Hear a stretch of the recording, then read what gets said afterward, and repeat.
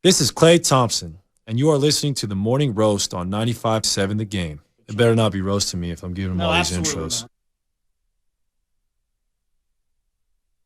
Hey, Dirty. Baby, I got your money, got your money. I said, hey. Rest in peace, old dirty bastard. Are you tone deaf? What is it when you can't find the beat? What do they call that?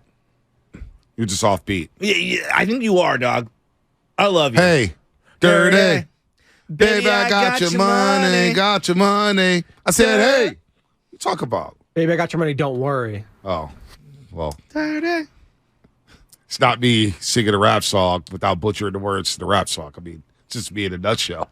Butchering reads, too, like Boxer and Gerson. Northern California's premier workers' compensation law firm, helping get your workers get their lives back for over 40 years. Shout out to YouTube, Twitch, Xfinity, mobile text line. See a lot of the OGs up there. Oh, it's Jason Battle. What do you know? He's in the YouTube chat. Nice. He's going at it. He's always over the Warriors timeline. Jason Battle's always battling. Always battling with Warrior fans. Not Battle Cat, who was part of LBC's, what was the 213 group? Yeah, 213. There you Remember go. him? I do remember I know you him. like that. Yeah, I do like that. I do like that a lot. Shout out to Boxer and Gerson because they're going to have to send us on a road playoff game. Now, I can't wait. may not be a road playoff game. Maybe the Super Bowl. I told you, Philly's slipping. Maybe the Super Bowl. Let's bring in Howard Beck, senior writer for Sports Illustrated, formerly of Bleacher Report, the New York Times, and the LA Daily News. He's tapped into the NBA. Love Howard's work. Howard, good morning to you. Happy New Year. Welcome to the Morning Roast with Joe Shasky, the Butcher, and Vontae Hill. And we just want to talk a little hoops here as the Warriors are red hot. And just right off the bat, Howard, just the landscape of the Western Conference right now. We got some injuries with the Pelicans, with Brandon Ingram and, of course, Zion Williamson. Memphis kind of scuffling. Phoenix losing Devin Booker for a big stretch of time.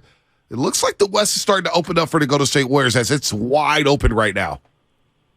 Yeah, I mean, listen, we already knew that this was a season that was shaping up as, one of the most competitively balanced, the highest level of parity we've seen in a long time. And so it was already shaping up that way, and the Western Conference has been really tightly packed the whole time. And I've said all along that for a team like the Warriors, and you could apply this to the Clippers too, because those were two of the teams that were expected, or the odds would indicate, and prognostications all indicated that they would be the top teams in the West or in the mix for it.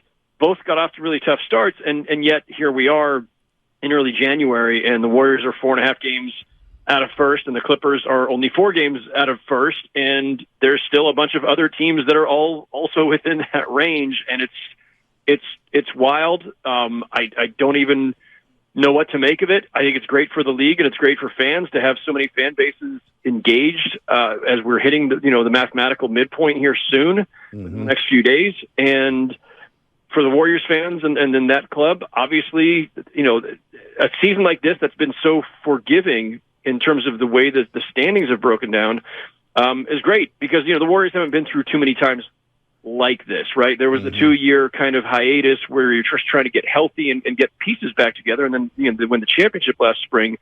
But I think once they got back to that peak, I don't think certainly nobody expected the struggles they had early this season. But if ever there was going to be a time they could do that and afford it, it was this season, because there is no separation. There is no powerhouse in the West that can just dominate the conference. And there's a bunch of really, really good teams, but there's not a single team you can point to in the Western Conference and say, that's the clear-cut favorite.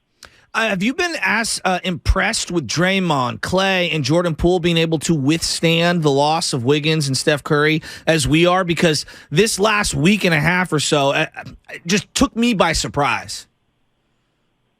I've got to say, I'm not entirely surprised. And I say that even though the last time I saw them in person was them getting just walloped on back-to-back nights here in New York by the Knicks and Nets. And, certainly as they left town and went into, the Christmas weekend, I thought, well, they're in rough shape.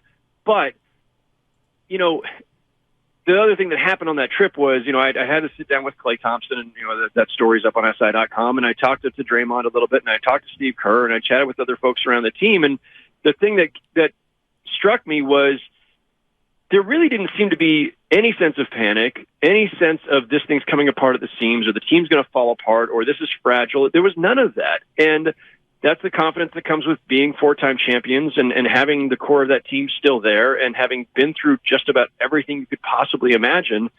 over the course of their careers and their careers together. So, we also know how, stark the home road split already was before that, and that they were going home for 8 straight games. I thought, well, these guys are almost unbeatable at home. They have a different swagger at home. I mean, the NBA asked a bunch of us in the media to pick the Christmas Day games, and I think it was Doris Burke and me were the only two to pick the Warriors to win, and yep. I made that prediction pretty confidently. Like I thought Wiggins might be back by then, right? But I thought no, they can beat the Grizzlies without Curry at home because they're at home and they're just that strong at home, and the confidence level, the focus they somehow have at home versus the road is pretty wild, the difference. But I'm not entirely surprised that they've been able to rattle off 5 in a row. Yeah, Klay Thompson coming off a 54-point night. Of course, the most points he scored before his 2 gruesome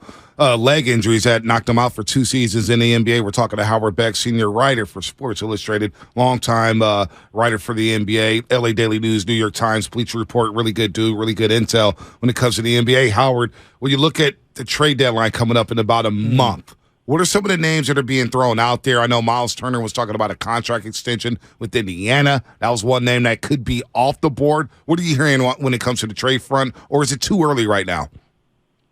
It's not that it's too early. It's just that things are really muddled.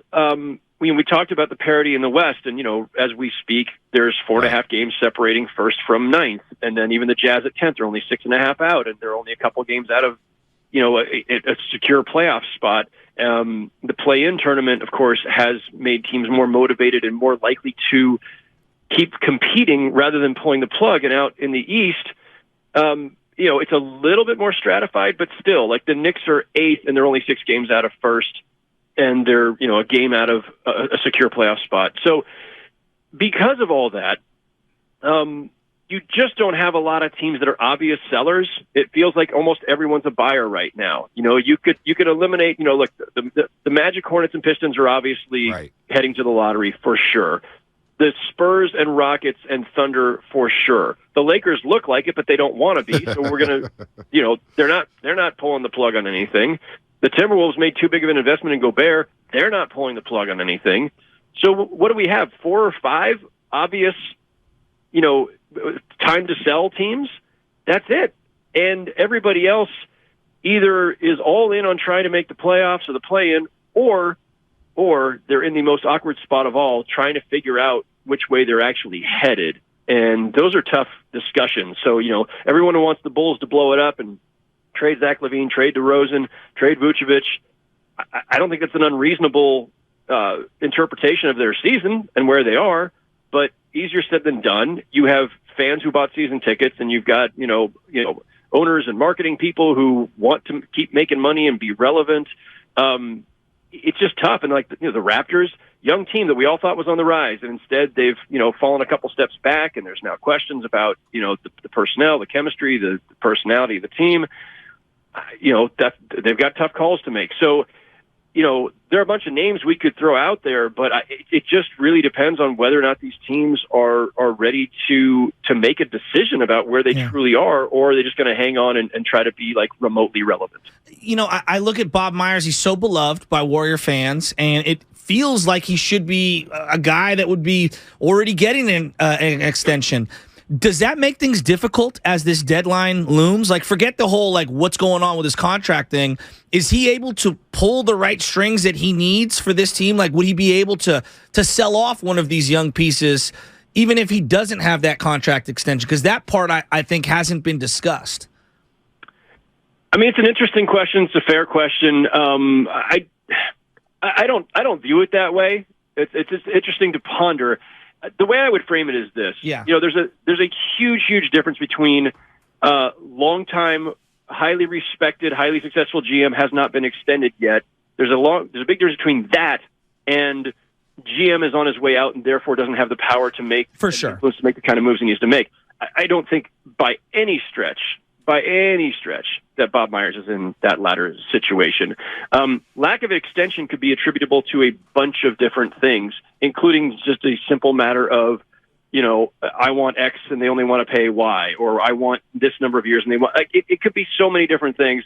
it is weird. I don't want to diminish it. But, the Raptors were in this position with Masai Ujiri a couple of years ago, and we thought, oh, my gosh, after everything he's done there, are they possibly going to let Masai Ujiri walk? Well, no, they didn't.